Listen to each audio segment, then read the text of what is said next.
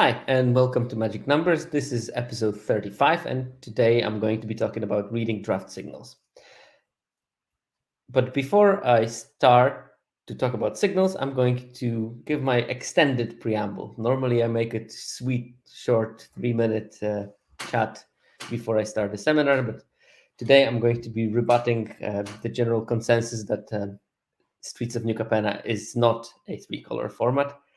I tend to believe otherwise. I think it is a very good three-color format, and this is probably the space I would explore in order to gain edge on the brokers decks that are dominating the metagame right now. I would look for the answers to that in the three-color combinations, and I'm going to try to make a case for that, which you can agree or disagree with. It's based a lot on deck theory, mana theory, and not necessarily on the results. But we'll come to that when I do my rant. Then I'm going to talk about what is a signal, how to measure them, how not to measure them, look at the scenarios in which the signals on the draft are the strongest, and we're going to close up with a bit of a relaxing take on how many throngs does a throng make, how many of them have the highest win rate, and how many should you put in your deck. Right, without further ado. So this, as I spoiled, my preamble today is that Streets of New Capenna is a three-color format. And this is a sort of response to last episode of Lords of Limited, but also, Court of Calls was talking about Streets of New Capenna being not a three-color format. And plenty of other content creators are telling that. And I see their points, and I see where they are coming from. I just think that realistically, it is a three-color format, and there is no obstacles in drafting three-color decks, at least from the mana perspective. Now, there is a different topic if three-color combinations are good, but also some of the two-color combinations are not great. So I think that people are shying away from drafting three-color decks, and if they do, looking at the data from the 17 lands, their mana bases are not excellent. And I think that this is the main scourge of why three-color decks have slightly lower stats in this format. And I don't think that they have to draft bad mana bases. I think that they choose to draft bad mana bases by navigating their drafts in a way that is not helping them. So, to start with it. So first of all, there are advantages of being in three colors. Like, first of all, you have access to more power. Three-color cards of three colors, you will be more likely to find, in the first 2-3 picks of a pack, more powerful cards if you can choose from three-color sources. Sometimes, you will open this, you will be past this pack 2, pick 2 booster, and there is not much for you because there's nothing of the two colors that you have. You increase the chances of getting something good by being able to select from three colors. There is a slight immunity of being cut off, especially if you have mentally figured out different sub-builds of three-color combinations. So if you're cut off on white and you're drafting brokers, so band, so green, white, blue, if you're cut off from white, you still can draft some kind of a blue-green concoction and add the good white cards that you see.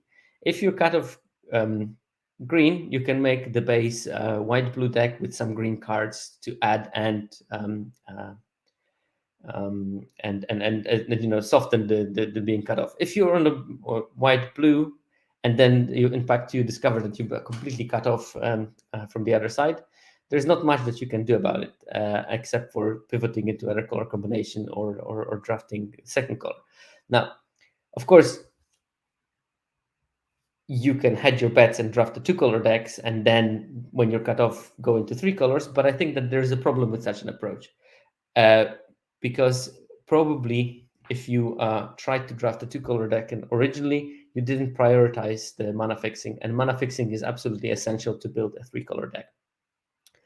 Because you are going to use a lot of multicolor cards, and because multicolor cards tend to be more power for the sheer mana value because the color cost is higher on them, they by necessity have to be powered up a bit. So your 3-drop that costs 3 different symbols of mana is going to be more powerful than your 3-drop that costs 1 color mana and 2 generic, or at least should be. I'm looking at you, Overseer. And fifth of all, there are more good 2-drops if you are in 3 colors, because you can actually get from the best 2-drops in the format at the common level are the multicolor ones. And if you are playing 3-color combination, you can get access to 2 of those. So you can actually make sure that you have, draft 3 of them and you have 3 good common 2-drops creatures. There are definitely other strengths of being in 3 colors that I just thought about while I was talking and instantly forgot, and I didn't put them on the slides. So let me think. Access to 3 colors, immunity from being cut off, keeping the curve low. It was something about immunity of being cut off or keeping the curve low. Well, keeping the curve low is very important because if you want to fix well, you don't want to rely on cards that will cost too much mana, because you might not get to that mana because you're filtering your lands a bit too much. But okay, let's move on.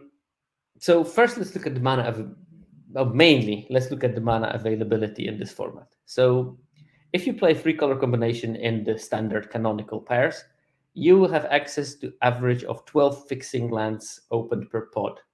And compared with Ikoria, which was theoretically a 3-color set, but it was not so much ham-fisted 3-color combinations, it was more like subtly done. In Ikoria, you had 6.6 of the fixing lands opened per pod. So that's almost double the amount of mana fixing that you will have access to during the draft than Ikoria had. So you got 3 tri-fetch lands that you can use. You can use the one that is in your main color, and you can use the ones that are flanking it. So for example, if you're playing Maestros, you can use the one that fetches for blue-black, so the Obscura one, or you can go for the one that gets the black-red-green, the Riveteers one, because they will still fix 2 of your colors. And on top of that, you get 2 2-color draw lands. So that is a lot of fixing, and if you prioritize it sufficiently, you should be able to get enough fixing to play a full 3-color deck with an even mana split, or maybe slightly tilted towards one color, or maybe slightly lowered for the other color, and have enough sources to do so. Also, on note, during the draft, you're going to see on average 7.5 of the fixing lands for your colors. In Ikoria, it was 5.4. So this difference drops because lands were going a bit later in Ikoria, which means that people are prioritizing fixing a bit higher here than they did in Ikoria. So you need to prioritize your mana fixing if you want to be on that 3-color strategy. Okay, so this is an example of the mana base for a Maestro's deck. And as you can see, 5 swamps, 5 islands, 3 mountains, and then just 4 fixing lands. And all of a sudden you have a mana base that is sort of like a virtual 9-8-5. With 9-8, this is just like playing your normal 17 lands in a deck. So basically, by having this mana base, you have a normal 9-8 deck that is not something absolutely atrocious, plus 5 sources of red for sort of free. And you can play by building your mana bases to optimize them to whatever you need. Like, for instance, if you have slightly more red, you might remove 1 swamp and change it to a mountain, because lots of your things will fetch lands from the deck. You need the right supply of basic lands, and by playing with the number of basic lands, you can shift the balance of your deck quite easily. If you add 1 more Maestro's Theater, you can make a mana base that will be 9-8-7 out of out of 5 non-basic lands. As I told you, you're going to see on average 7.5 of those cards per draft. So you probably need to prioritize them heavily if you want to make sure that you're going to get on the 3-color strategy.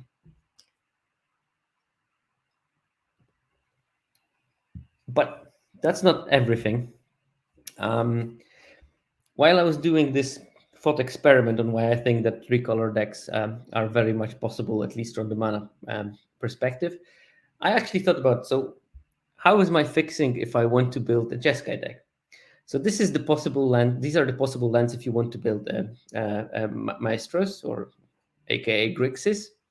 And these are, and at the bottom row is the lands that you can use to build a Jeskai mana base. As you can see, or for the listeners, there are 5 lands that you can use in building a Maestro decks, 3 of the fetch lands and 2 of the draw lands.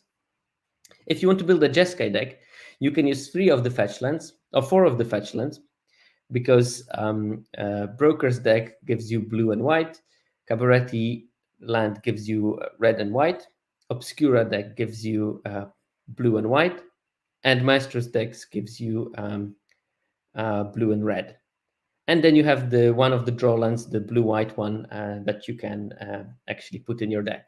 So actually, in terms of mana, building Jeskai deck in this format is only slightly worse than building a Grixis deck. Obviously, it's not that easy because you build the Grixis mana because all the Maestros cards are in that particular wedge. Therefore, you can get a lot of powerful multicolor cards. Well, it won't happen in Jeskai. I'm just trying to draw your attention to the fact that other 3-color combinations have as good a fixing as almost as good a fixing as the featured triplets. So yeah, this is one of the things. Now, of course, should you play the 3 lands, the 3-color decks? Is not only a question of the mana bases. I think hopefully I can convince you that the mana base is not a problem, but you need to get rewards from drafting those 3-color decks. And I think that early good 3-color cards, I would probably pick them and try to draft around them, and then highly prioritize fixing, and then get rewarded in the later packs. Why am I saying that you might get rewarded in later packs? Well, I looked at the ALSA data for all the cards in this format, and there is one pretty significant trend.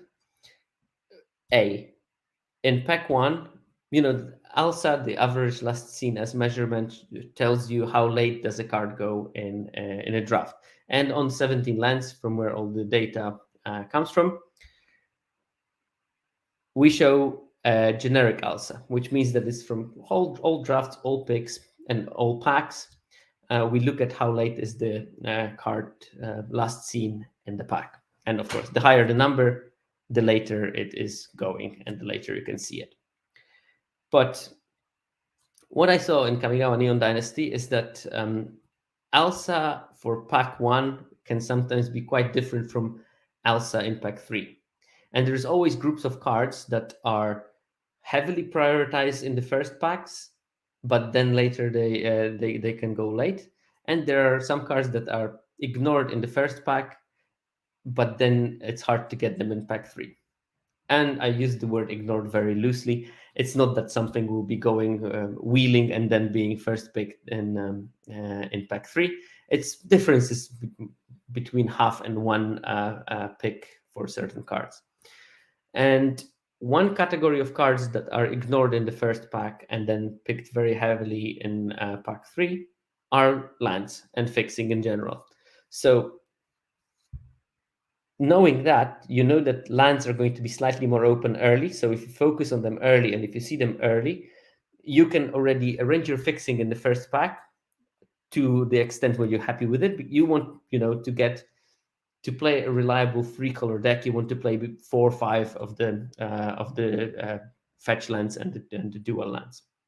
So if you can get 3 of them in the first pack that will support a particular color combination, and pinch some decent cards in between, you're almost set with your mana base, so you can focus on good cards in the later packs.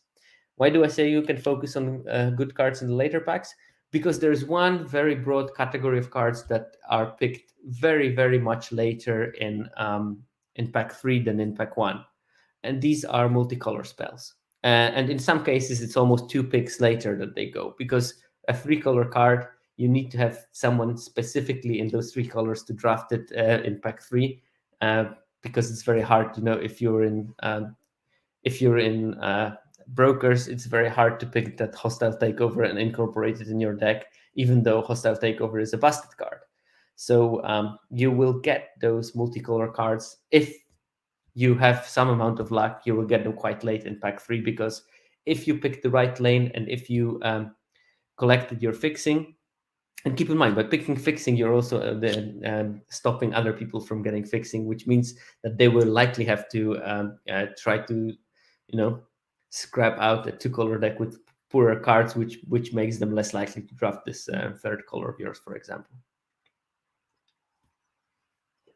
So I hope that this at least convinces you mildly that the talk of the death of 3-color decks in this format has been slightly exaggerated. I think that this is a great space to explore, find builds, and find synergistic builds. And I think that there's enough fixing to allow for that, and enough.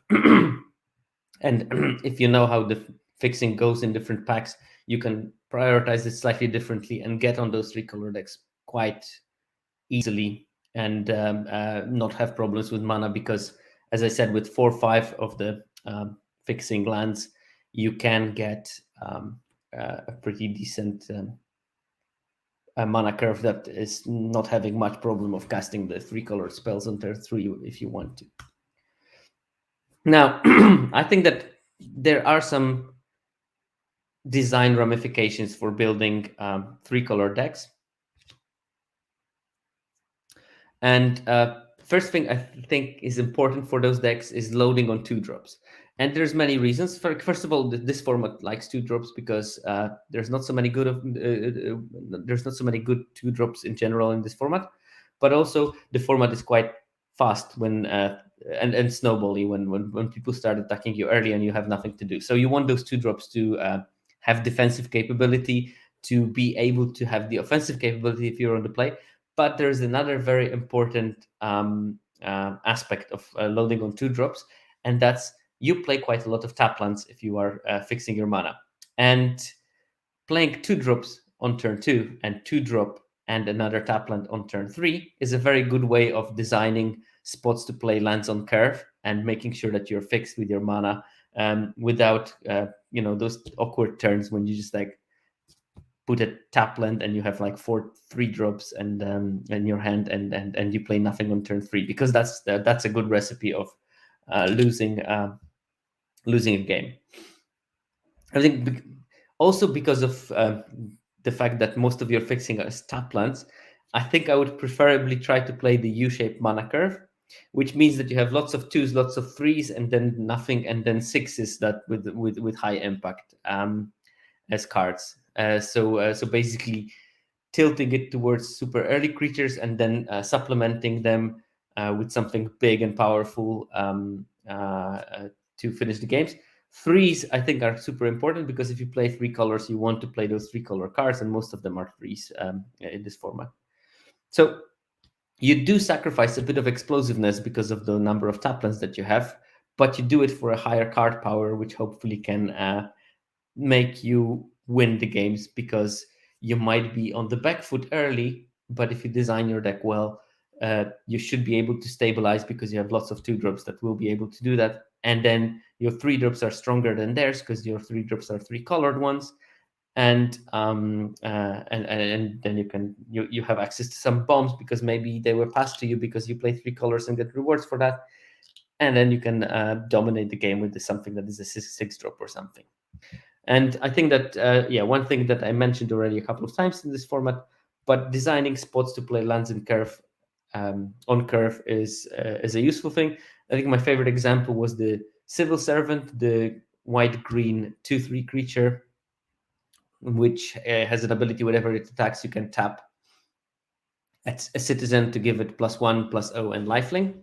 And I think that turn 2 Civil Servant and turn 3 the one that puts a +1/+1 counter on something is a perfect example of the designed curve that is both aggressive but also allows you to play a tap land on turn 3, because you can play turn 2 Civil Servant, turn 3 the +1/+1 counter, make your Civil Servant a 3/4, attack with it, give it lifelink by tapping the 1/1, which is a citizen, of course, and then you have time to play a tap land or a fetch land, and next turn hopefully you get a 4-drop still online, without compromising much of your aggression, because actually attacking with the 4/4 lifelinker on turn 3 is not a bad thing at all. Right. Hopefully a bit convinced, but after we finish this signal seminars, I'm super happy to have a discussion about 3 colors decks and builds. Since this was a preamble, it's not data heavy, but maybe I should do a proper episode about 3 colors at some stage. Right, so just to give you the summary of the data on the signals that we're going to talk about, all of it is from 17lands.com, and it's based on roughly 16,000 drafts. I mean, it's a smaller sample size than last week because I had to curate this data quite heavily to make sure that I can analyze it well.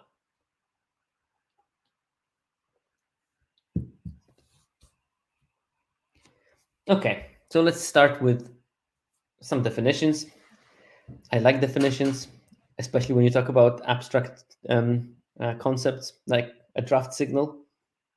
And I went back to the definitions from actually other fields of science about what is a signal. And first one is, I think, mathematical. That's a function that conveys information about a phenomenon. And second one is a definition of a signal from behavioral biology, and that's actions done by an organism to alert other organisms. Alert organisms of the same species, of different species, alert in a positive way, alert in a negative way. And I think that those two definitions are quite good. If you cobble them together, they are quite a good introduction to what, in my head at least, a draft signal is. First of all, it's something that conveys information about a particular phenomenon, and that phenomenon is either what my neighbors are drafting or what I am drafting if I'm sending the signal. And parts of it, at least parts of signaling, is because the actions that are done by an organism to alert someone.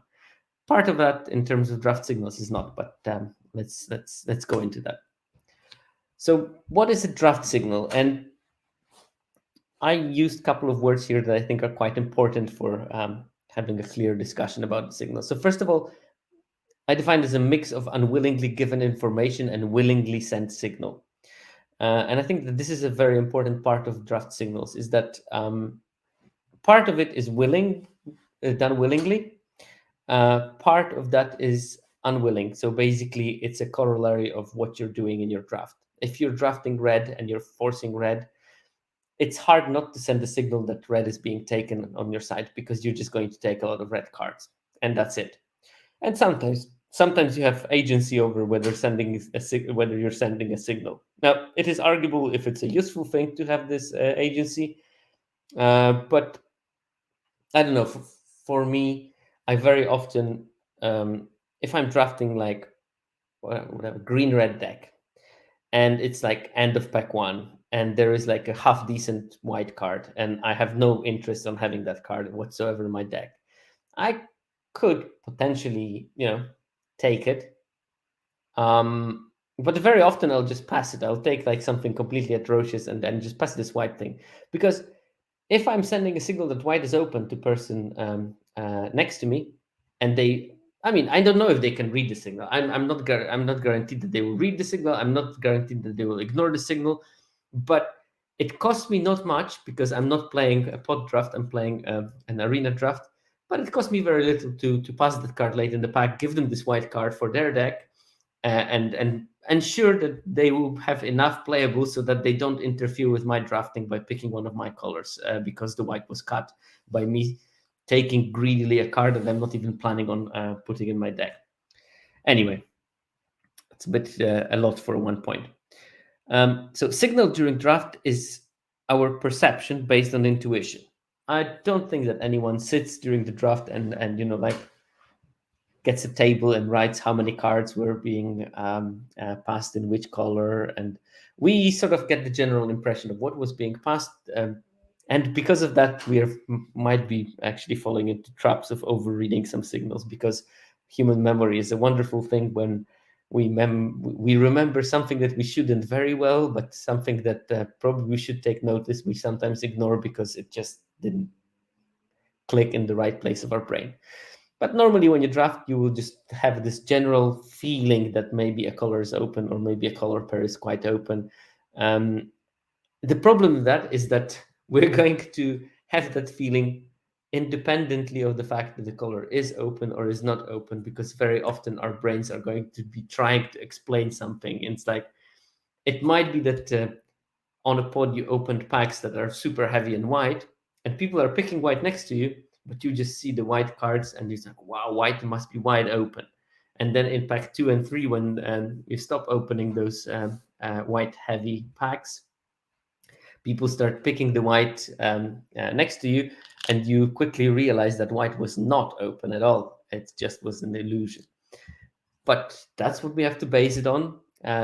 Signals are ambiguous, so you never know if they say something, or is it noise, or yeah, it's difficult to interpret them in general. So signals can be based on presence or absence, and this is something that is important. In this episode, I'm going to focus on signals that are based on presence. And I do plan at some stage to make an episode on signals based on absence, but not in this set, please, because being 3-color, it makes it a bit harder to analyze data because there's so many multicolor cards.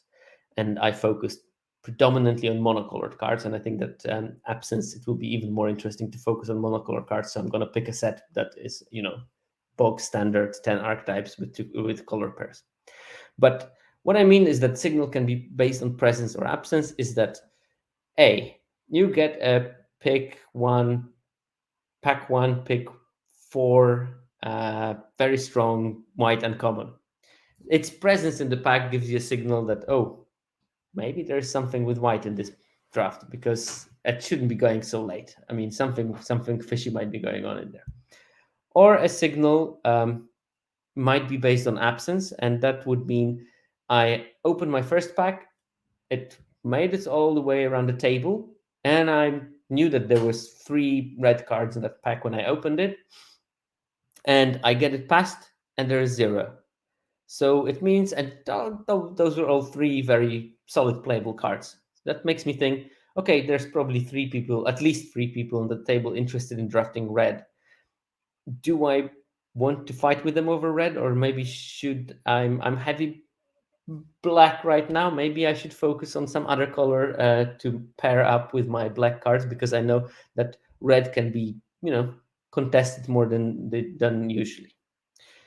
And the last point I wanted to make in the definition of the draft signal is that signals, they have range, strength, and specificity. And the next slides are going to be, dedicated to explaining to you what range, strength, and specificity actually are.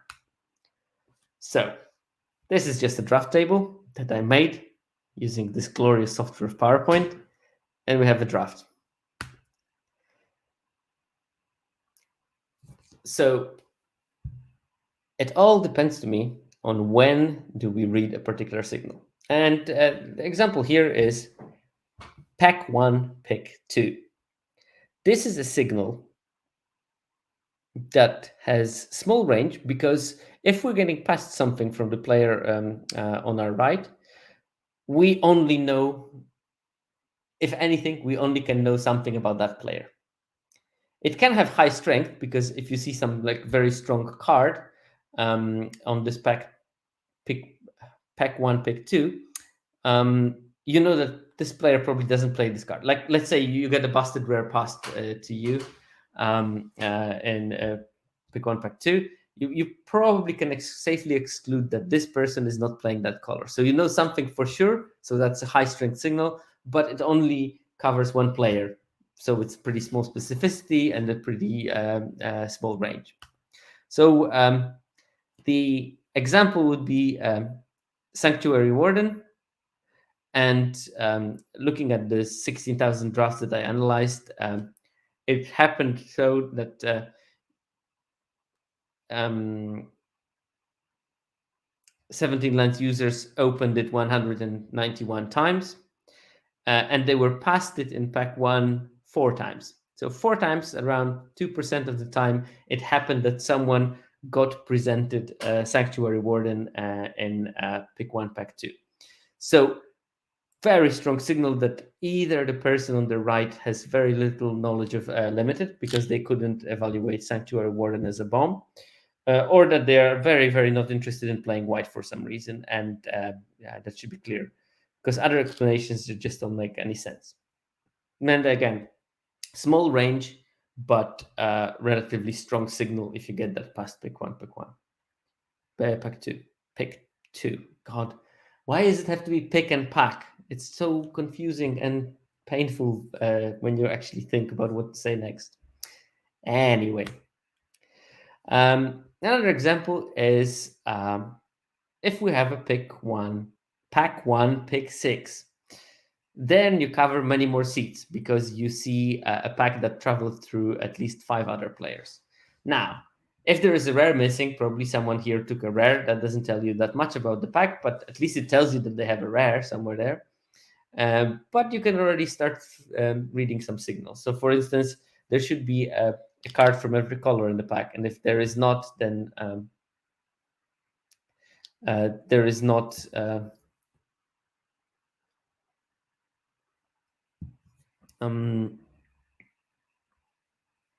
There is not a card from one particular color, then probably someone of those 5 players is drafting it. So you cover a larger range, and you can start getting like mixed strength messages, because seeing a solid uncommon still as a P1 PS P6. Oh my god, I can't even say that. P1 P6. If you see a strong uncommon, it can mean that this color is slightly open, but it also can mean that maybe there were super strong cards in that pack and people pick something else.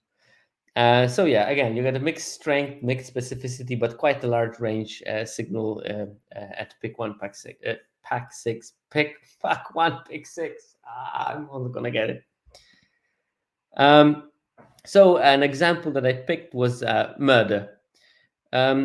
So I might use this to explain those curves, but basically this is how frequently 17 Lens users saw this particular card murder in pack one at each pick. So they opened roughly 2,400 murders in pack one, pick one.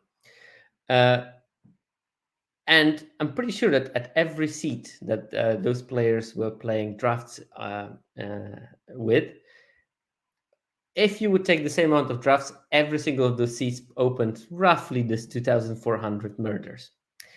So what does it mean for us if we know that we've seen only 2,050 murders at pack one, pick two? It means that roughly 350 times that has been taken by the player next to them. If in pack one, pick three, we see only 1,300 murders, it means that 1,100 murders were taken by the 2 players on your right in this pack one, and so on and so on. So if we go to pack one, pick six, we see around 300 murders, which means that around 2,100 were taken by the people. So you will see it roughly one in 8 murders opened 6 seats from you will make it your way in the draft, which is, that's a quite it does happen that you get the late murder. It happens around 12.5% of the time. So it's not something that doesn't happen very frequently, but it's also not something that you should think, oh my God, that never should have happened. It happens around 12.5% of the time. So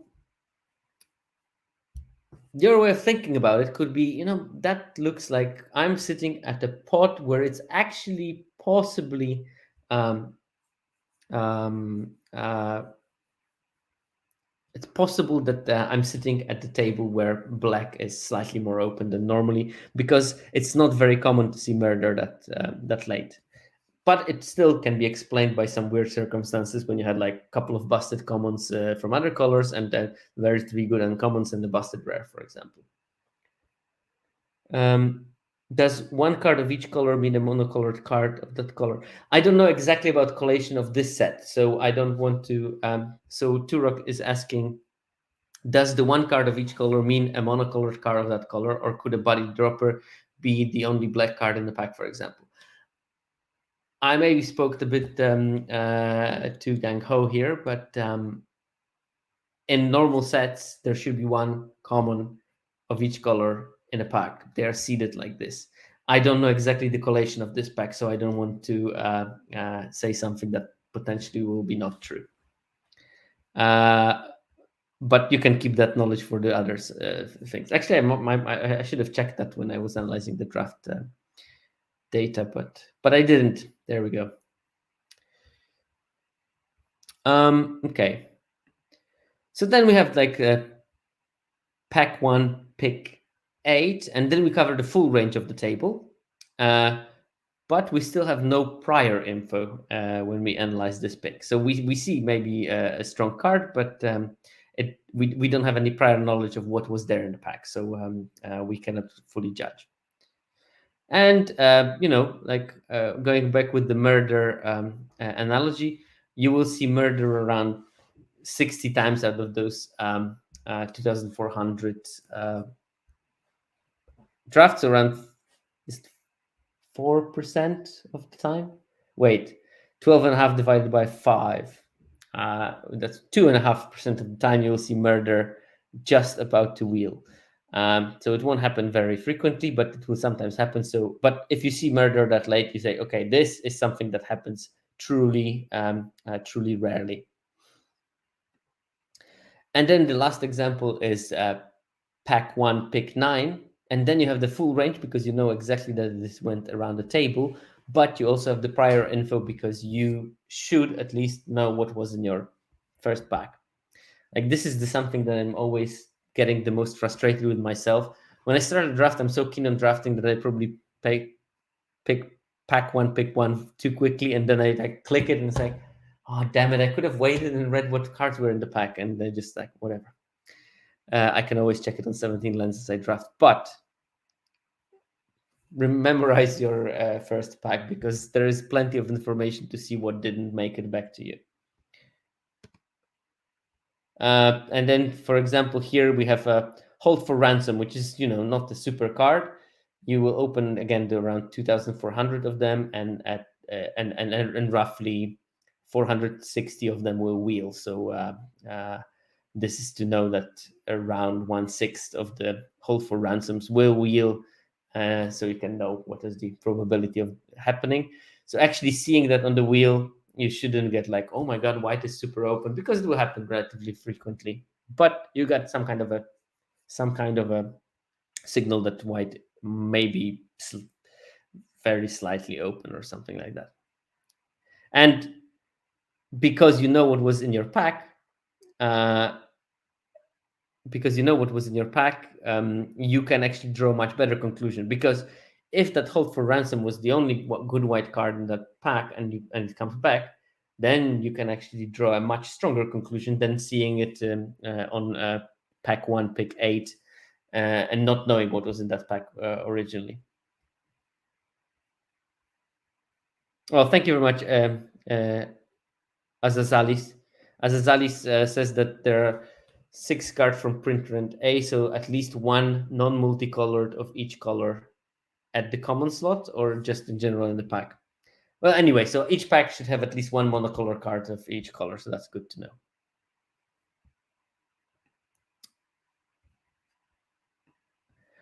Okay, so draft signals, and what are the caveats of reading the draft signals? And first thing that is absolutely crucial to know when you're reading draft signals is that you have to evaluate signals based on what community values, not on what you value. If you're playing with some cards that has, high alpha, so it goes quite late in the draft, but you think it's a busted card, no one cares. No one cares that you think it's a strong card.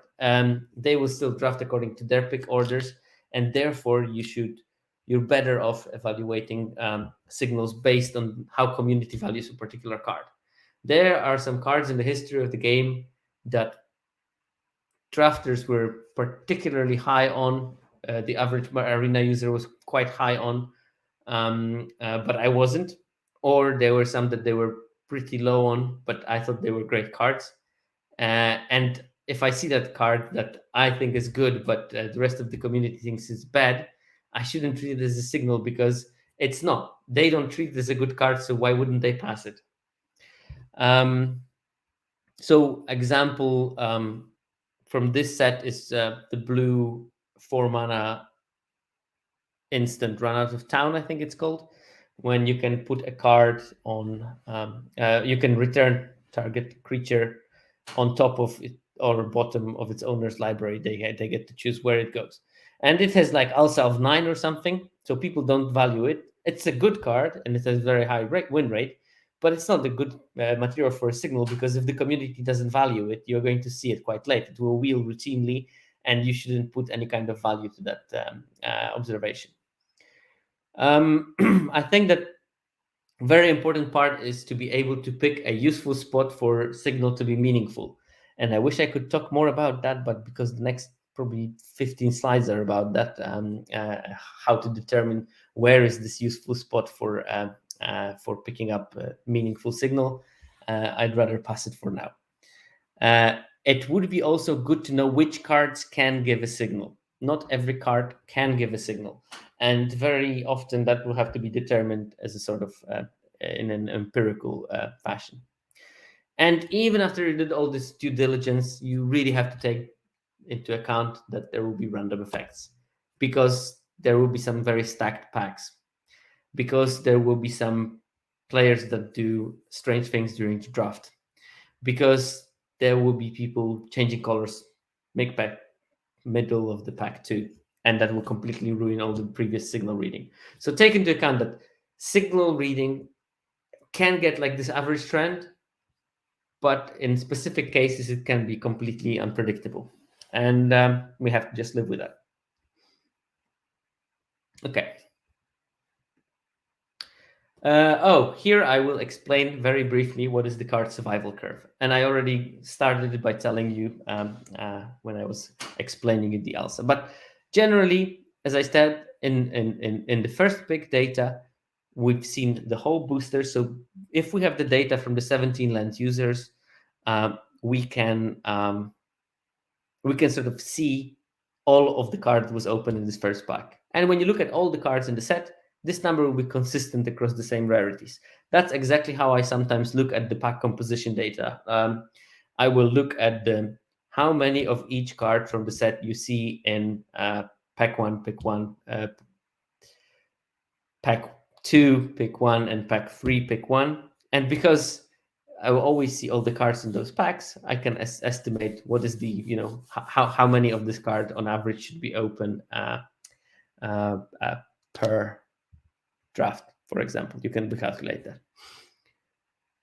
But the later the game, the later picks, people will start picking this card. So they will still, your partners on the table, or opponents that are drafting on the same pot as you, will open the exact same number of each common, uncommon, and rare on their seat, because they open the same number of packs as you do if you take all the opponents of all the 17 lands users.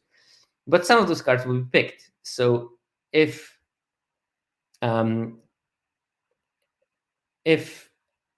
you have this 100% on pick one, if you see 90% at pick 2, it means that 10% of this card has been taken as the first pick. And it will gradually go down. This is like a very simplistic version of the graph when it's a linear drop, which means that this is what would happen if you would just like open a pack, shuffle it up, take one random card, pass it, and then they take one random card. The card will disappear in sort of this kind of linear way, when basically with each pick they will drop by the same number, and to get to the end of it at pick 15 or 14 in case of this set, it will be at roughly 1/14 of them should be left. But of course, people don't draft by randomizing the pile and picking a card at random. That's what happens when you disconnect, allegedly. So those survival curves will look different for different categories of cards. And here I have a curve where you can see that bad cards, they will stay close to 100% for many, many picks, because no one picks them early. No one picks a terrible, unplayable F card as their pack 1, pick 6. So you would have probably 99, 95, whatever percent of this card still in the pack at pick 6. They will not disappear. And they will stay quite high, like 90, 80%, and even at the wheel. And then they will start quickly dropping, because at certain point, people have to pick them because there's nothing else in the pack. So they will quite disappear quite rapidly in the end of the pack. It's the opposite. It's the opposite with good cards, or cards that people value. They will disappear rapidly from the pack. And some things disappear just like completely, and you don't see them at all already at the pack 1, pick 2, like I showed you with the Sanctuary Warden. You see 200 of it when you open, and 4 of them in pack 2, and then 0, 0, 0, 0, 0. You never saw them in pack 1. You never see them beyond the second pick, and that only happens 2% of the time. And some good commons will drop at pack 1, pick 6 to something like 20, 30, 40% already depleted. To 20, 30, 40% of their original level. So they will be 60 to 80% depleted already at the pack 1, pick 6. And the average scenario I'm showing is just the random one. So basically, these are going to be the two main shapes of those curves. One of them drops off very rapidly and then flattens. The other one is flat and then drops off rapidly. So sort of creating this kind of weird rhomboid kind of figure. So if you have this card that is taken up highly, not necessarily good, but maybe it's a rare, maybe it's considered to be good by majority of the population, even though it's not. But if you see a card dropping to roughly 20% at pack 1, pick 4, it means it will not very frequently happen to you that you see it at this pick 1, pack 4, because only of the 100 packs that people free seats from you open that card, you will see it only 20 times. So it is something worth noting, because if you see something rare, it might be very well a signal. So knowing what is rare and what is not is a useful thing to know how to read the draft signals. And this is an example of a curve of a card that will give a meaningful, or at least interesting, signal because of its rarity. So this is a plot of all the commons in Streets of New Capenna. And I'm sorry to the people that listen to it as a podcast. I'm not going to describe every curve, but it's a big blob of lines in a plot, because of course there's 101 commons. But out of the 101, I think that roughly 94 or something clustered together in this like massive plot that covers the middle of the graph.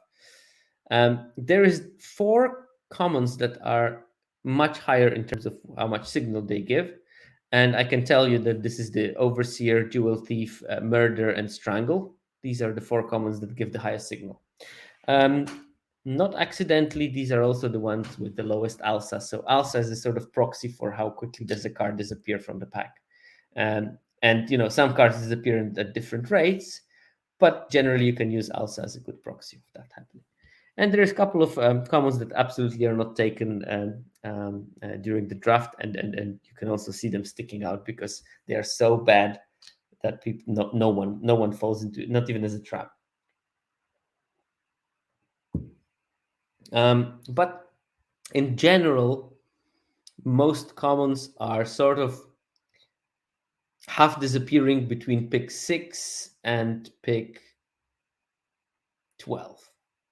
So roughly between 6 and 12, 50% of them is gone.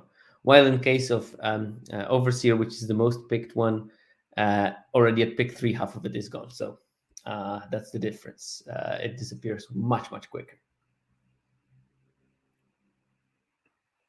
And here's the same curve with the uncommons. Here we see a slightly different trend. There's 80 uncommons in the set, so the blob is a bit less densely populated. But I would say like a good 80% of the uncommon cards drop off quicker rather than slower. Obvious. I mean, uncommons should be slightly more powerful. And there's probably around 20% of the uncommons that sort of linger in the pack, and not many people want to pick them, and they will wheel with over 50% frequency. So worth keep in mind. The one outlier in my data, and that's not the newest data. I didn't have it. I wouldn't be able to make an analysis from newest data because it took like 3-4 days to figure it all out. That's my evenings. You're welcome. But the one uncommon that is picked the highest is Darlene of the Darling. Why do I call it Darlene?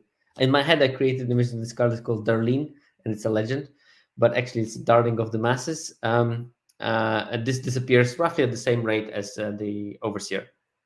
We just shows you that how strange Overseer is as a card. And this is only like minor outlier. There are plenty of uncommons that disappear just slightly slower than the Darling of the Masses does. And most of the uncommons will be gone, half gone by pick 6, pick 7. Right.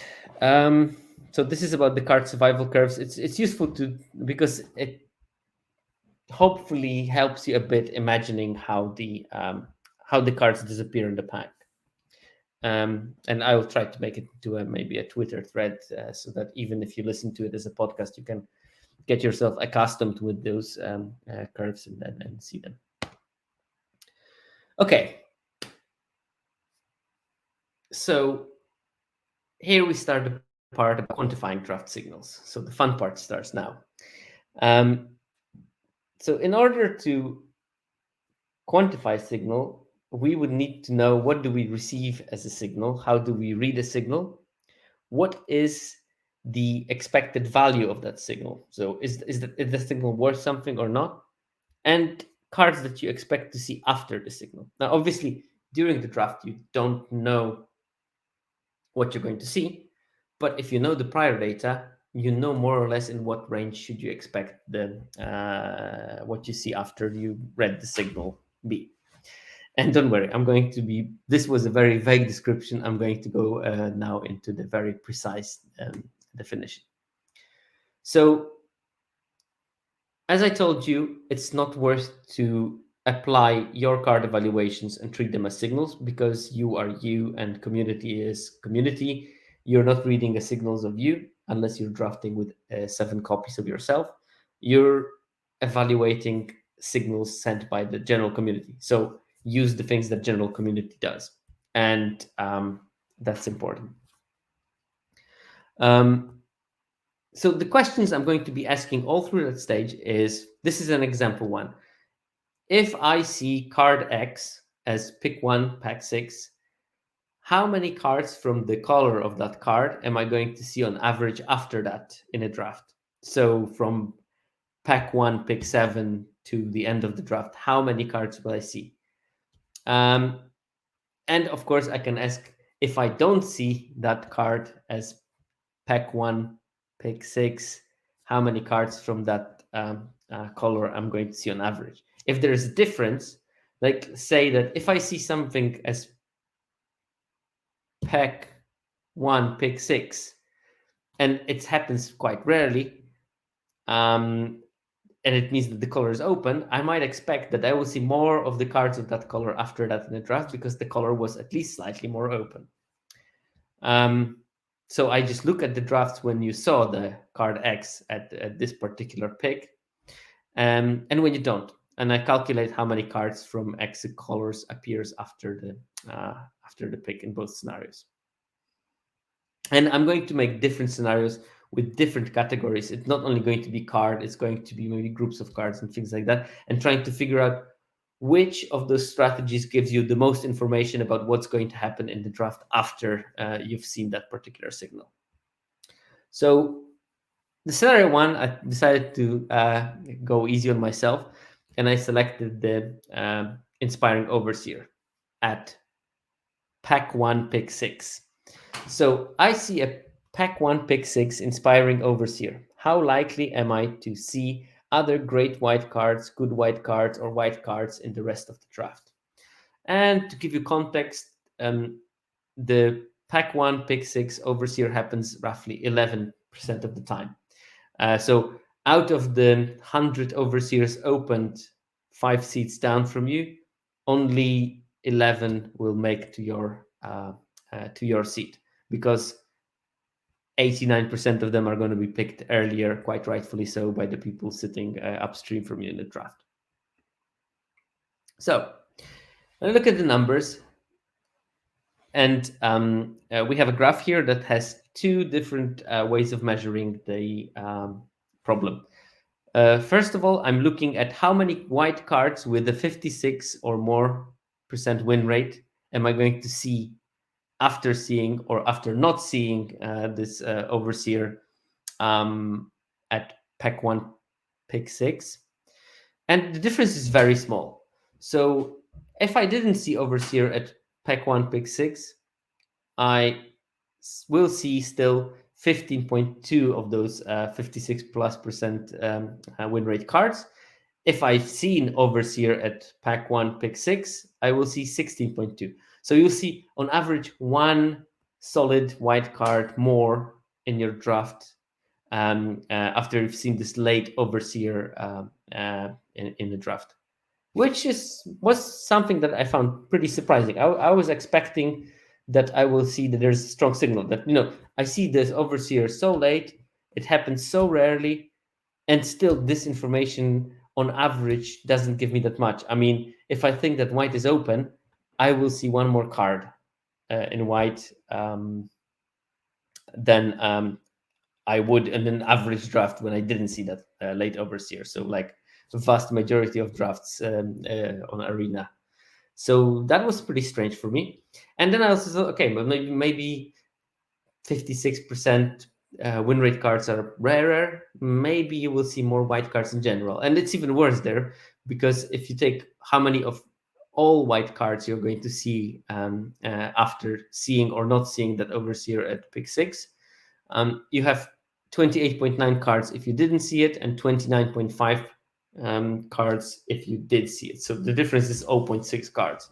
So basically, seeing a pack 1, pick 6 Inspiring Overseer in your draft is not a strong signal for white being open at all. And it might be counterintuitive, but it's just not. It probably was a fluke or a weird situation. So you can't just look at this and say, well, I guess white is wide open if I see it late. Mind, this is data from early in the format, and I think that it might be that over time people are going to learn that Overseer is so busted even more, and they will pick it even higher. And maybe by then it will actually become a signal, because if they pass this one, then what else could they pick in this color? Nothing. There's nothing better in white than this card, for example. I mean, except for some mythics or whatnot. But it was a quite surprising thing for me, because I was expecting that this will be my analysis, basically. Okay, I looked at the Inspiring Overseer. If you see it pick 1, pick 6, it's gives you a strong signal that white is open, and boom. No, it's not. So I decided, okay, I'll check a different card. Maybe Overseer, it's a card that is, picked so highly. Maybe it's just very fluky packs when you're going to see that quite late. So I decided to do exactly the same analysis, but with Raffine's Informant. Now, Raffine Informant, remember that there was only 11% of the Overseers that made it to you in pack 1, pack 6. With Raffine's Informant, you get around 57% of them may make it to you, so slightly more than half, which means that the card is picked, but it's not picked super highly. You get like this mixed signal, 50 times will happen, 50 times it won't happen, but maybe it is some sort of a signal because it's a decent card, and it still has like a relatively high also. So I looked at it, and it's very much the same. If you didn't see the Informant, you see 15.2 of those strong cards. So exactly the same as you did with Overseer. And if you saw the Raffine, you get a slightly less, 15.8. So the signal is even lower, but it's like very, very minor differences there. And you see 28. That's with the cards that have a win rate of over 56%. And with all white cards, after seeing Raffine's Informant at pick 6, you will see still 28.8 white cards in your packs if you didn't see it, and 29.6 if you did see it. So this again, like 0.8 card. In case of Overseer, it was 0.6 cards. So it's very low signal. It's like you shouldn't like put too much weight into that signal because it's just not guaranteed. This is an average. There will be drafts when you will see the pack 1, pick 6 Overseer, and then white is going to be wide open. But there is also going to be drafts when you see that and the white is absolutely not open. It's actually quite jammed closed. So you can convince yourself that in those drafts when you saw it and it was being passed and you claimed that white was wide open, you were right. But actually looking at all the data, it probably is not right. It probably was not a signal at all. You just convinced yourself post factum that it was a signal because you ended up in a pod where white was open. But what we try to do here in this particular seminar is to find a card or a scenario where we can reliably say that, look, this means white is more open. We're going to see many more white cards in the next packs. So I was not happy with those scenarios in terms of like, I'm not going to, vouch that this thing is a signal when the data clearly tells me that the signal is minimal, So if not individual cards, I thought, maybe it's not about individual cards. Maybe it's about the card volume. Maybe the more you see early, the more you will see in the future. But then I run into a trap. Okay, how do I measure the volume of the cards in white the best? And then my nightmare of 2 days of sitting at the data and trying to figure it out started. But hopefully we got somewhere in the end. So there is hope. But okay. Here we have two scenarios in this particular situation. So I decided that, okay, because we have to evaluate based on what community thinks about cards, I'm going to look at ALSA, because ALSA is the measure of how community evaluates cards, because they pass you the cards. If they evaluate them highly, you don't see them, so the ALSA is low. If they don't value them, they do pass and the ALSA is high. So at first I took a scenario of I see X white cards with ALSA lower than 3 in my pack 1, pick 1. How likely are you to see other ALSA under 3 white cards in the rest of the draft? And the mirror scenario is the same. I see X white cards with ALSA lower than 3 until my pack 1, pick 8. So the first scenario is what I see on the first pick, and another scenario is what I see on my 8th. How many cards I see between my first pick and my 8th pick. And just to give you a bit of background, white cards with ALSA under 3 is the Overseer, Mage's Attendant, and a bunch of rares. So cards that you will not see very frequently. That's something worth noting. And okay, if I see, so these graphs are basically on this axis. You see white Elsa under 3 cards seen at pick 1. So you can see either 0, 1, or 2. There was just not enough data of packs that had 3 cards with Elsa under 3 in them to come up with a credible number. And then on the other axis, you will see white cards with Elsa lower than 3 seen after pick 1. So basically, from second pick to the end of the draft, how many of those powerful cards you will see. And if you saw 0 white cards with Elsa under 3 at your first pick, you will see still 1.46 of them until the end of the draft. If you saw 1, it will be 1.48. If you saw 2, it will be 1.32. So like very minor differences. It's all within, it's all within the breathing space of each other. So there's clearly no signal at pick 1. If you do the same for the pick 8, you can see either 0, 1, 2, or 3 of those cards. But independently of how many you saw until your 8th pick, there is no difference on how many cards in that category you will see till the end of the draft. So you're still going to see only 1.2-ish of those Elsa under 3 cards until the end of the draft after your 8th pick. So basically from the first wheel to the pack 3, pick 14. Which means that seeing those cards that are quite rare, that have Elsa under 3, is also not a very good of estimating the strength of the signals. So you basically, even, counting those powerful white cards in your first 8 picks is not going to tell you much. Now, okay, let's reinforce. Let's look at the other scenarios, because I'm going to talk about something, but maybe the other graph is going to be more interesting. So Elsa under 3 are very desirable cards that are not going very late in draft. And those very desirable cards are weak signals because, first of all, you see them early in the draft. So you will see most of them within your first 2 picks. And as we said at the beginning, in your first 2 picks, the range of your signal is very low. So you might see that maybe, the one person next to you is not drafting white. Doesn't tell you much about the person before them. Maybe that person is drafting white quite heavily. So because of the low range, you will not get very useful information about the majority of the table.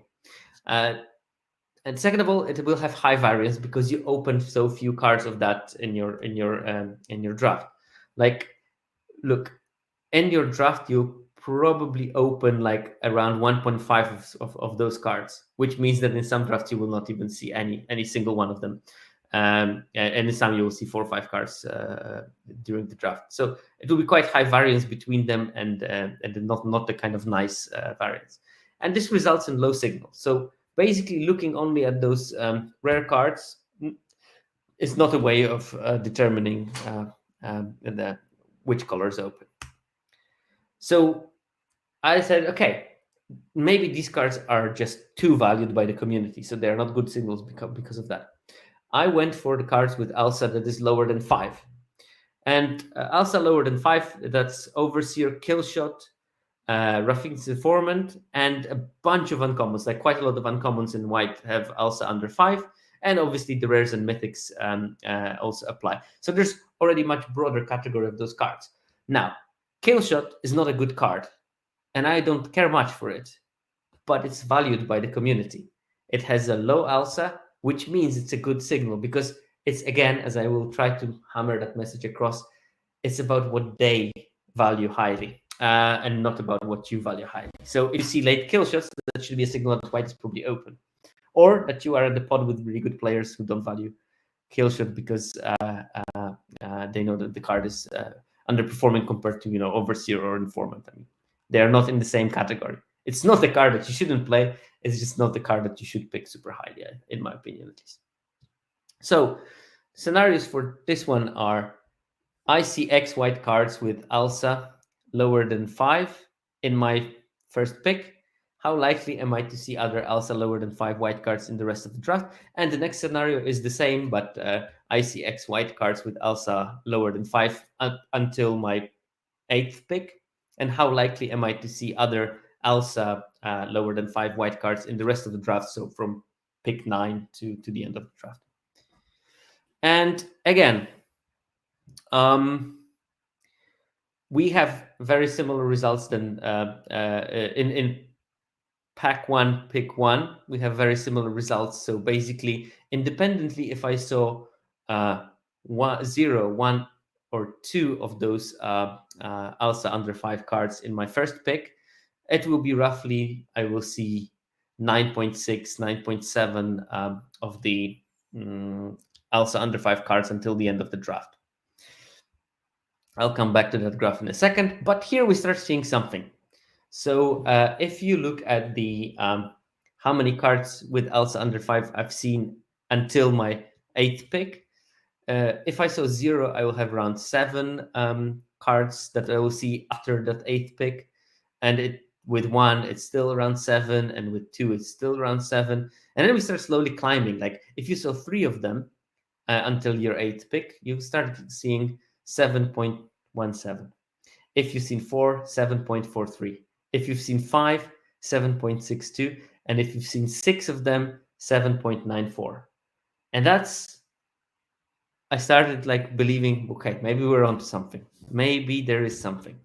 The increase is pathetic, honestly, because it's roughly if you saw 0 of the white cards with Alsa under 5 by your 8th pick, you will see still 7 of them. And if you've seen 6, you will see 8 of them. Now, you see what's the problem with here? If I already saw 6 of them, actually seeing 6 of them is a bigger bonus for me than knowing that I will still see 8 of them. If I pick those 6, I'm good and I'm sailing here. But if I was not on white, it means that, well, I guess I passed a bunch of good white cards, but I might get one more than I would have gotten if I've seen 0 of them. So again, there is signal here, and it goes in the way that we would expect them to go. So basically, the more of those Alsa under 5 cards I see, the stronger the signal. But still, it's not like a massively strong signal. It's like a very minuscule signal. But now let's go back to the left graph when we were analyzing the first pick cards. And why did I say the first? Why did I look particularly on the first picks? Because one thing that happens a lot in Magic drafting is people are worried about sending the signals. So basically, people open a pack and there's like 2 strong white cards, and they should pick one of them probably, but they don't. They pick a card from a third color because they think, okay, I'll pick the strong white card, but then the person next to me picks a strong white card, and then we're clashing with white, blah, blah, blah. I'm going to settle on the third best card from the pack that is in a different color, but it's the only one that is good from that color, and I'm sending a signal that my color is taken. This graph shows that this, it doesn't prove, but it strongly says that this fear in picking a good card in your color is not really warranted in any way. Independently, whether you have 0, 1, or 2 good, or desirable white cards in your first pick, you will see still the same number of desirable white cards all through the draft. There is absolutely no difference between those numbers, which means you shouldn't be worried about picking a good card, even if there's multiples of that in your pack, because A, pundits already figured that out, that they shouldn't worry. B, now we can sort of confirm it with the data. And I didn't do that graph for the presentation, but even if I looked at all the white cards, independently of the number of white cards in your pack, same amount of white cards you will see until the end of the draft on average. So you shouldn't worry about it. Okay, but just to summarize this part, Desirable cards with Elsa under 5 start giving signal. It's a very, very small signal, but there is something there. There is enough of a volume of them that allows you to draw conclusions, because, with Elsa under 3, where is it? With Elsa under 3, we're talking about signals that are within the range of 1 card. They are absolutely useless for my draft, because knowing that I might draw 0.3 more of a particular category of the card is not something I'm interested in. I want to know a whole numbers of cards. I want to see, okay, if I see 1, I get like 4 cards. If I see 2 of this, I get like 7 on average. That's the signal that I'm interested in, because I want to see that big signal. So here we start seeing a signal, but it's just not big enough for me to be interested in reading that particular signal. I just like, okay, if I saw a lot of white, I'm going to get 1 more white card in the future. It's not something that is interesting for me. But because range is larger, because Elsa lower than 5 gives me information about more cards, instead of seeing 1 card until end of 1.5 cards until end of draft. Now we're talking about 9, 10. So I think that this is at least the area when by reading the signals we can talk about a large a number of cards during the draft. So that's pretty useful. But the signal will be frequent enough, because you will see those 2, 3, 4, 5 cards with Elsa under 5 until your 8th pick quite frequently in the draft. So you will get some sort of information about it. Because you also don't want to, I don't care that something is a very strong signal if it will happen once every 10,000 drafts. I want something that happens reliably during the draft. Like, I will see probably 4 cards under Elsa with white cards with Elsa under 5 at pack 1, pick 8, before pack 1, pick 8, probably 6% of the time. So 6% of the time, if something happens, that's good, because it will also happen 6% of the time in other colors. So every third draft, I will get a signal. It's just that the signal is not strong enough for me, so I continued my search to find a better measure. Okay, scenario 7 is just looking at white cards in total. Like, how many white cards will I see until my 8th pick? If I see a lot of white cards, how likely am I to see other white cards after that 8th pick for the rest of my draft? And here, there seems to be a range. So, if you saw 2, 3, 4, 5 white cards until your 8th pick, you will see still around 28, 29 white cards until the end of your draft. Zoom into the other side of the graph. If you've seen 18, 19, 20 white cards in your first 8 picks, you're going to see still 32, 33 cards. So basically, there's a big difference. If you saw a lot of white cards, you're going to see even more white cards until the end of your draft. And this already gives you sort of 4 card difference. Of course, it's white cards in total, which means that lots of them will probably be bad white cards, but you'll see more of them. So you will have a selection. So if for the first 8 picks white is flowing, it will probably continue flowing, because on average it will be more open than if you don't see anything. That sort of makes sense. The question is, what is the utility of analyzing white cards in total? I just took it because maybe I thought, okay, maybe there's maybe there is a nice trend that I can tap into there and see something useful. But in the end, it doesn't seem to be useful enough for me, because seeing 4 more white cards is not something that I'm interested in to spend my time calculating how many white cards they see until the 8th pick. So sheer volume of white cards gives signal, but it's a low signal. And also, there's one thing to keep in mind. If I saw 20 white cards in my first 8 picks, they will wheel quite abundantly. So that whole signal might be actually just the signal of those 20 first cards that I saw wheeling a lot. While if you open 6, probably they won't wheel. So So basically, the whole signal will be this first pack being open. You always have to think about what can ruin your data, and I think that in this case, that might be the case. So this is a worthless stat. Counting cards of a color is a worthless statistic because of some cards are just very much not desired by the community.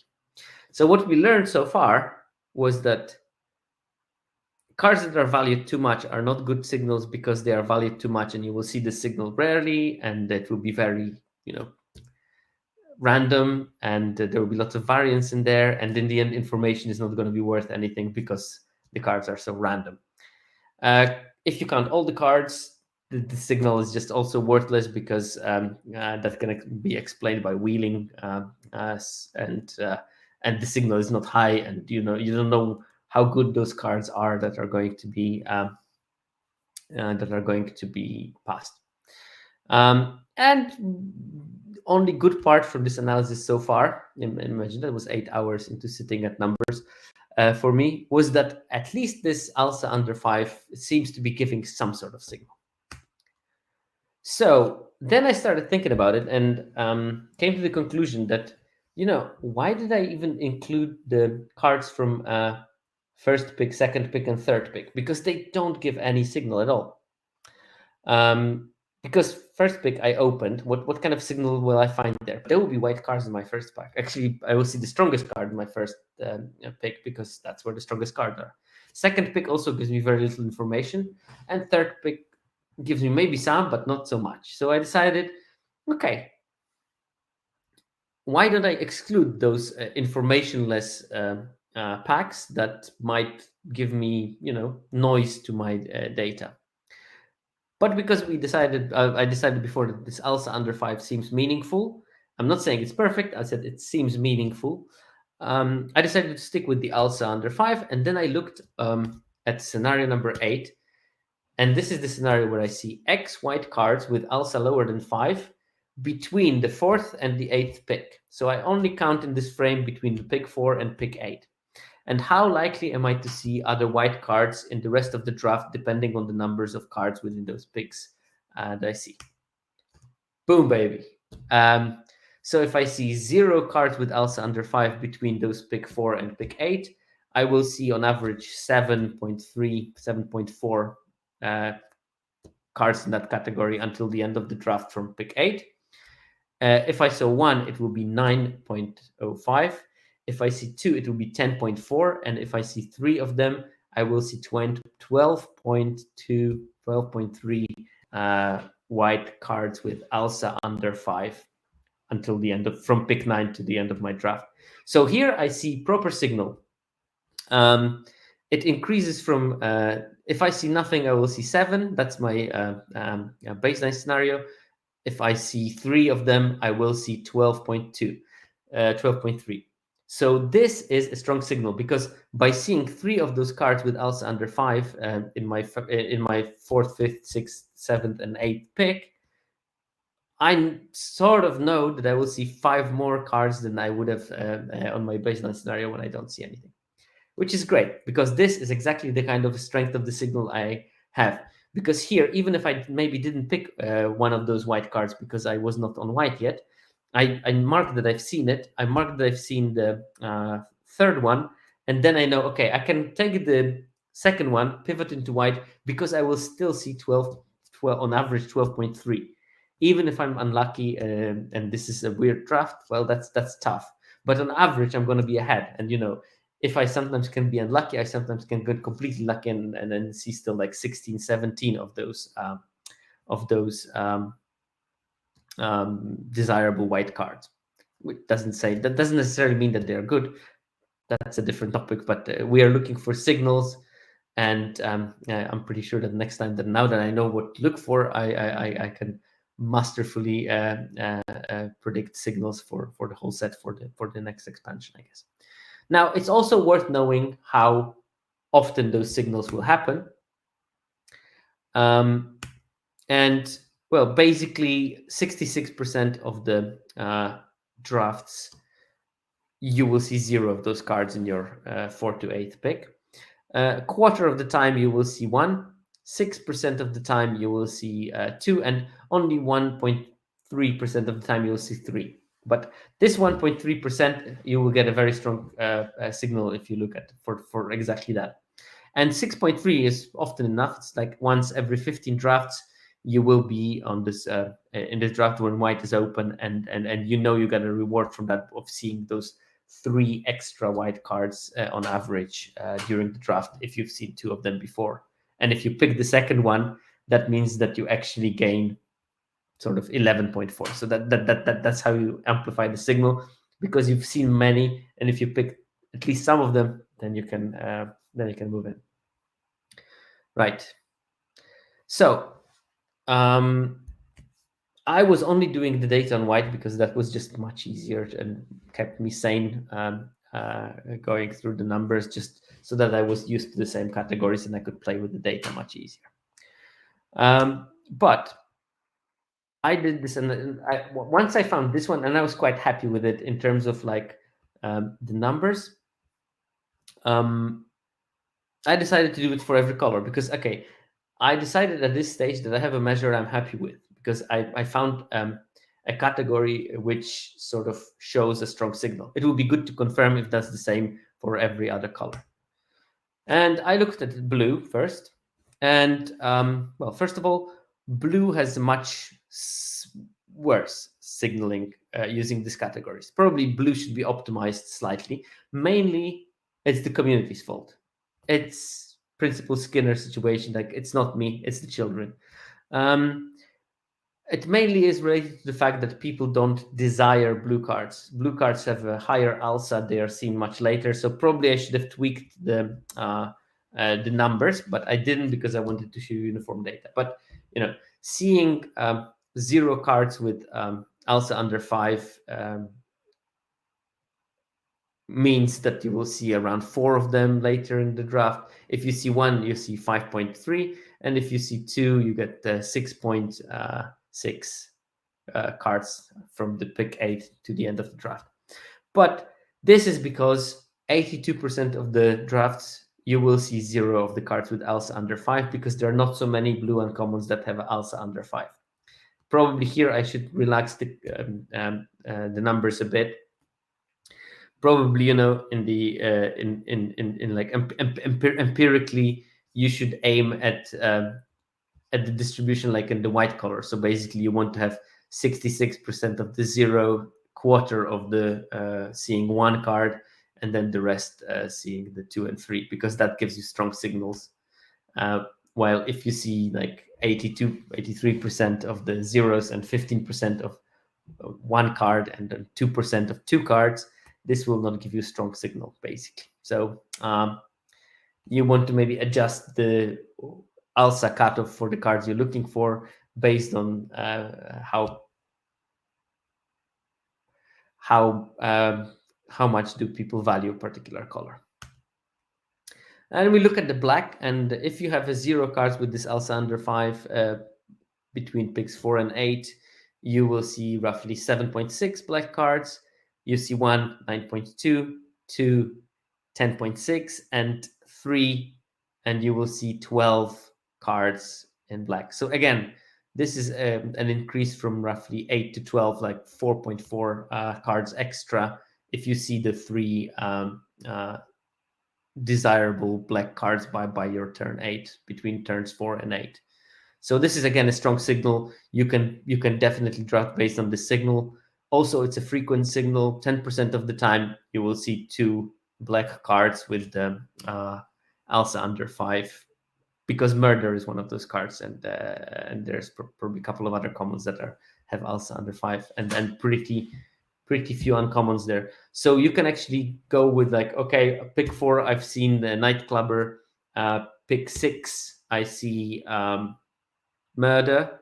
If you pick that murder, on average, you will get like 3 extra desirable cards till the end of your draft.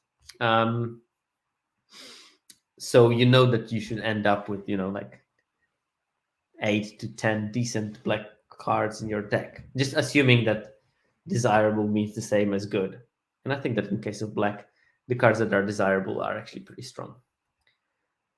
And then we have red. Again, red works pretty well with those ALSA signals.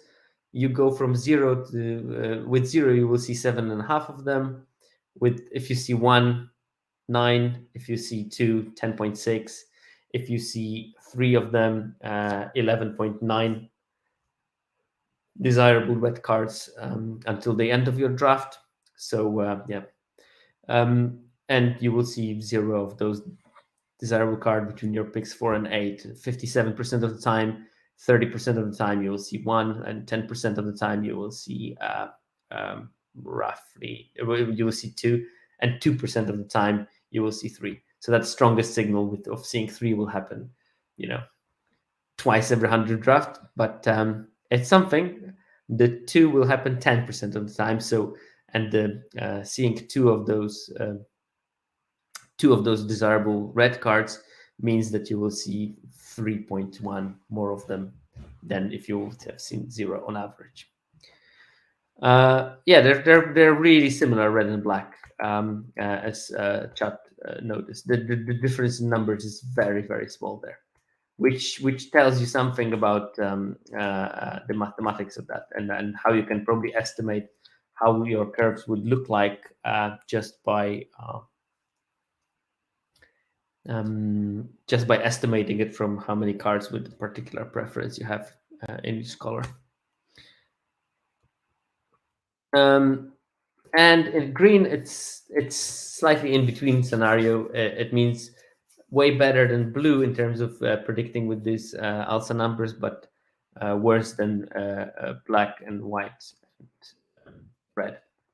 So in green, if you see 0 of those ALSA under 5 cards in your pick 4 to pick 8, you will get 5.4 of them from pick 9 to the end of the draft. If you see 1, then you get 7. If you see 2, then you get 8.5. And if you see 3 of them, you will get 9.8 roughly. But the problem with this is that you will see those stronger signals rarely, because 77% of the time you see 0, 19% of the time you will see one of those desirable cards between picks 4 and 8, and 2 of them 3.3% of the time, and 3 of them 0.5% of the time. So these will happen rarely. So again, probably for the green, you need to ramp up if you want to read the signals to looking at cards with ALSA that is lower than 6, maybe, or maybe lower than 5.5, just to get the signal more useful, because you don't want you don't want to look at something and okay, well, once in 300 games something will happen. Yeah, you're probably not interested in that, because once in 300 drafts, sorry, because very few people draft 300 drafts. You want to see something that you can physically observe during your time playing the format. So probably something with 6 to 10%. All right, and with that, slowly going to the conclusion part. Well, first of all, signals be hard. It's really hard to read signals, and there's many pitfalls and many traps on how to read the signals. Reading them wrong can lead to wrong decisions, and the biggest trap in signal reading is, I think, convincing yourself that you've seen a signal, even if you're seeing noise that sort of looks like what you expect signal to look like. Like I showed you this data with Pack 1, Pick 6, Overseer, which is not a signal at all. So it doesn't have any predictive power for how the draft is going to end. But if we see it without the context of the data, you will convince yourself that in a draft, when you saw that late Overseer and white was open, that, oh, well, I guess it was just a strong signal, white was wide open, even though it does not necessarily mean that in every scenario.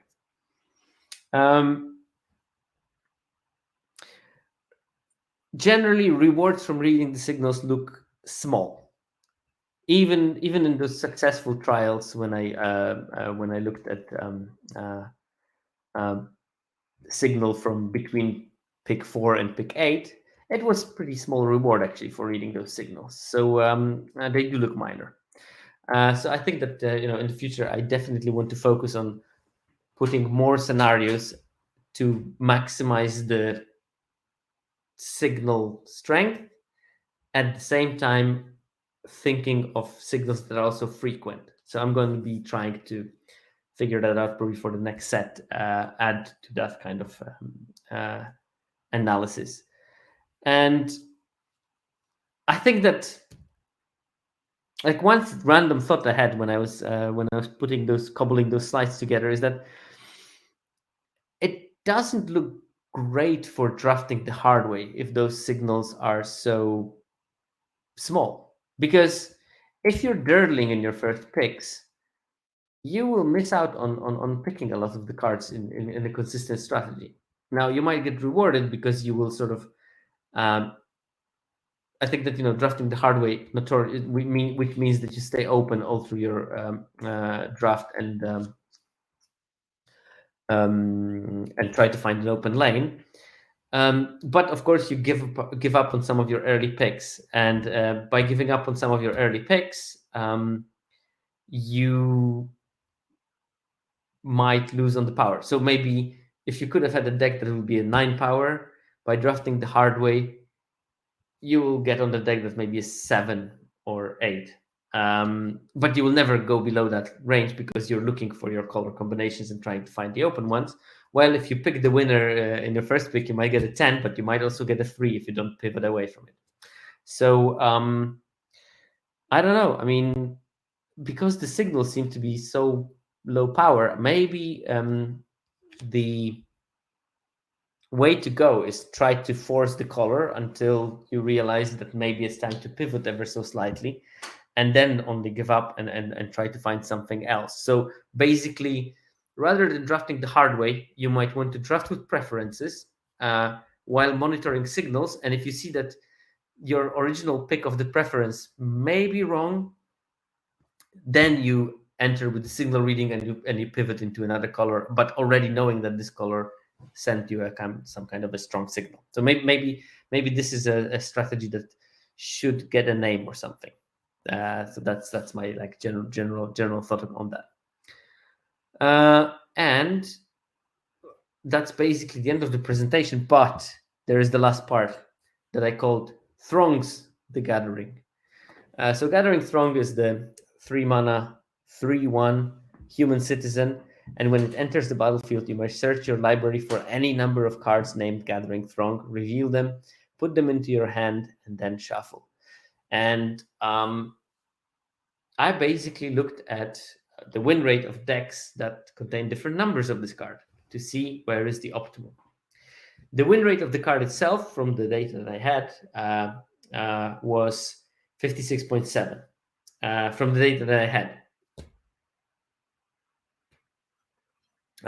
which is an unweighted data, because I didn't look that if you have 3 copies, I didn't count them 3 times, for example. So without further ado, because my brain is sort of a bit dead, there is no maximum of throngs. If you have 1 throng in your deck, please don't. But we had 700 or so decks with that kind of number. Your win rate is 53.4%. If you have 2 throngs, it jumps up to 55.1. If it jumps to 3, if it's 3, it goes up to 58.1. If it's 4, it's 58.8, and if it's 5, it's 59.5. So basically, 3 is the magic number in terms of throngs. You want to have 3 throngs, and probably 4 and 5 are still okay. You don't want to play 2 throngs, and you definitely don't want to play 1 throng. I cannot stress it stronger than that. Don't play 1 throng. And that's the card that I love. Thongs. Thongs, different thing. I will end the seminar part here. So hopefully see you next week. But I will still take questions so we can have the extra bonus part for the post podcast. I haven't checked the data for a while. Are there already signs of the meta shifting away from brokers, or is it still by far the most winning deck? It is by far the most winning deck, unfortunately. Although the good part of it is that it has many builds in it, so you can have any flavor of brokers you want. You can do the flying base, you can do more double strikey combo version. So yeah, there's plenty of that. But there is signs that some of the decks are slightly stronger than they were before. I will jump into the 17 lens and give this update. Just give me a second. Looking at the data, you are not seeing it, but I see it, so that's fine. It's still two color combinations that are the best are Silesia and Azorius, so obviously the broker combinations.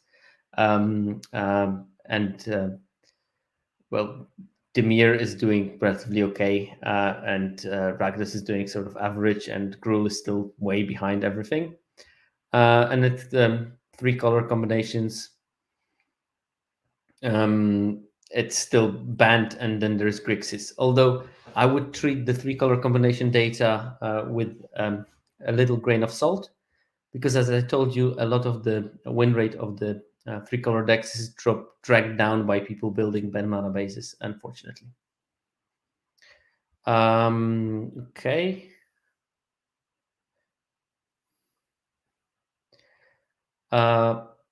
The question from MicroNS, apologies if that was covered, but what surprises have you discovered while analyzing this data? So the biggest surprise for me was that if we go back a bit, come on.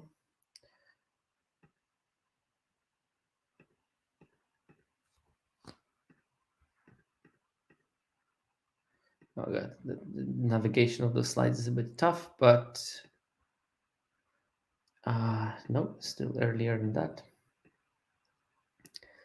The biggest surprise for me was that seeing like a very late inspiring overseer does not mean that you will see more cards later in the draft. So that was the biggest surprise I found. I was expecting that, if you see the overseer quite late, it will mean that white will be open, and it was not the case. So drawing conclusions from seeing one card is not the right strategy there. That was the biggest surprise I found.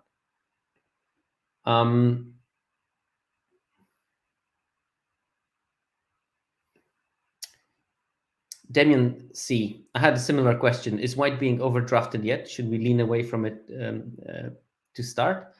I don't think so. So if we look at the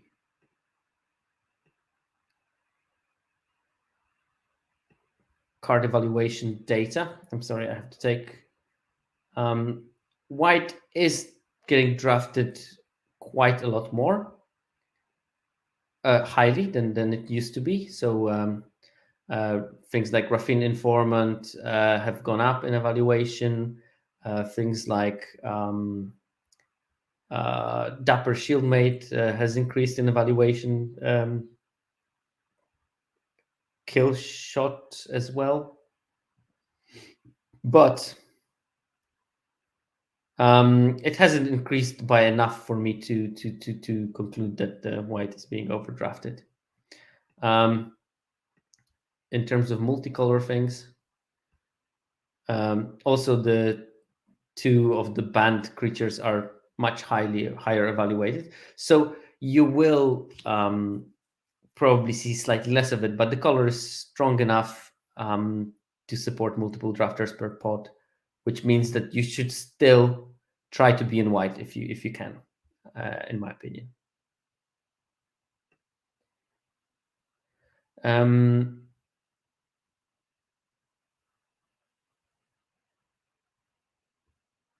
Okay, so Pink Pants 1986.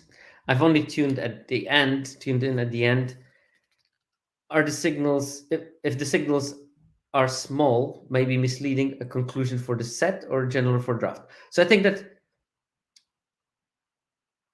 signals are not small. It's just that there are some ways that are pretty bad in evaluating signals. I think that if you look at the of this range between pick 4 and pick 8, those signals are quite sizable if you see them.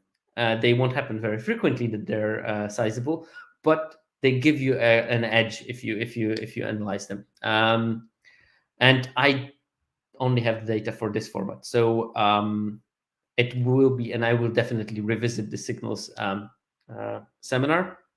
It will be interesting to see it for the next set, and it will be probably more interesting to see it for a set that is not a 3-colored one, because 3-colored set comes with plenty of problems in this type of analysis. Like, for instance, I didn't even touch the openness of the multicolor cards because I just like ran out of energy, and probably I don't want to have a 3-hour seminar as well. So I skipped it, but it would be interesting to see if we see white more open, do we also see more of the white multicolor cards open? But I think that, if you go to the slides where I was showing the actual signals of each color, like here I'm showing the white one, this is already pretty strong signal, because it just means that seeing one card of a particular category within a particular range of picks means that I will see more of those cards later. So that's already a solid signal, because by seeing this one card, I know that I will see 1.5 more on average of the particular category of the cards. So add this one to this, and you end up with 2.5 more cards. That's a big difference in the deck, because you know that you can get like those stronger cards probably. Fallen Shepherd asks, if we can expect to play against people forcing brokers often, what are the cards to prioritize that are best against it? This is a great question. Unfortunately, this is most likely also the topic of my next seminar. So see you next week.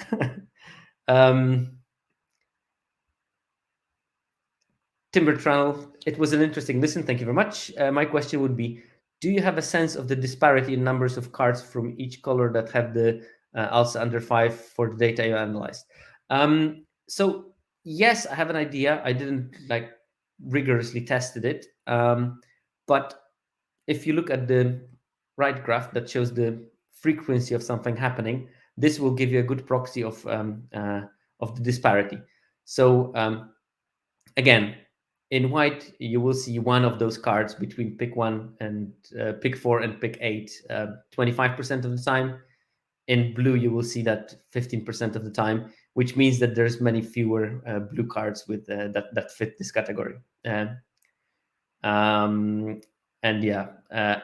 black, you see that 31% of the time, which means that there are more black cards that fit this category. So in a perfect world, it would be best to sort of normalize it so that everything has around 25% of the. So you select the categories in a way that you will see around 25% probably of the one instance of those cards between picks 4 and 8. Right. Diabolical Machine, is Jewel Thieves over 60% win rate being pulled up by Broker's deck, or is it just as good in decks that aren't primarily blue-white or green-white? I don't know by heart, obviously. I mean, I do analyze data, but boy, don't I know everything about every single possible combination. So we have red-green as the second combination with Jewel Thief that is probably worth looking at. Rarity common. Jewel Thief has a 57.5% win rate in Gruul. Judging the much lower win rate of Gruul in general, I think it means that the card is just generally good. It's probably it's hard to say if it's dragged up by the brokers or is it dragged down by the riveteers. I would probably say by the Gruul. I think it's probably dragged down by the Gruul combination because the archetype is weaker. So I think the card is just very good. It will perform worse in Gruul, but it's because of Gruul, and it will perform better in white green or in brokers, because those archetypes are better. But the card on its own is really solid, and it has the improvement when drawn of around 4 percentage points, which means that if you have it in your deck, you will win more when you draw it than if you don't draw it, and it goes the same for Gruul and for white green and for the brokers and probably for riveteers. So yeah, the card is just good. And MTG Jester. Thanks for the blah, blah, blah, blah. Yeah, hard work. It was. Question. So even though it's an enemy pair, albeit as part of Brocket, Simic is tied for number 2 in win percentage, and if you unseparate the splashes, it becomes number 1. Is this just small sample size? Yes and no. It is a small sample size, but I think that there is something in there because even though it's a small sample size, I was actually thinking quite a lot about it. Those weird non-supported allegedly colors. Um, it must be something in there. Even though, yeah, as I like to stress very strongly, it is a very underplayed archetype. I would be very keen to jump in and see what makes them tick, but probably there are some quite interesting builds in there. And as I said in the preamble of this seminar, I think that there are options of playing even 3-color decks that are not within the 3-color combinations that the sets is supposed to support. But of course, because it's a small sample size, I assume that very likely is that those Civics deck can be strong if there are particular builds of them, and maybe there are some people that specialize in playing them. But I don't think that those decks will come together very frequently. So that's the problem with them. And with that, I would like to thank 70 Lands people, Viral Misnomer, Hululu, Grant Wu, for making this awesome site that I can abuse uh, to get my content creation rolling. Also, big thanks to Fake Jake Brown, who is helping me to push the episode of this in the podcast version. Talking about podcast, I would like to thank to SSQ and Mana Junkie for the music I'm using as intro outro. And yeah, thank you for being here.